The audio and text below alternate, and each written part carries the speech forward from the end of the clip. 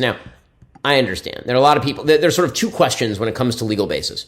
One is the international legal basis, and one is the American domestic legal basis. Let me say up front, I do not care one iota about the supposed international basis for this sort of activity. I do not. There is no such thing as international law. It is specious, it is a lie, it is stupid. Because there is no enforcement mechanism for international law. Who defines international law in the first place? The United Nations, the Mos Eisley of geopolitics, a wretched hive of scum and villainy?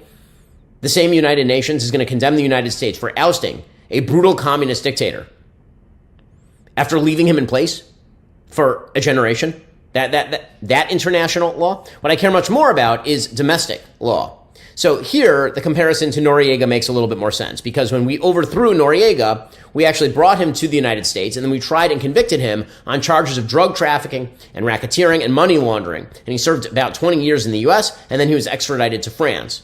Now, the rationale for invading was that Noriega had declared a state of war, and then we declared there was an imminent threat. There were about 35,000 Americans living in Panama at the time. We had some rights under treaties that were signed by Jimmy Carter with Panama that had been violated.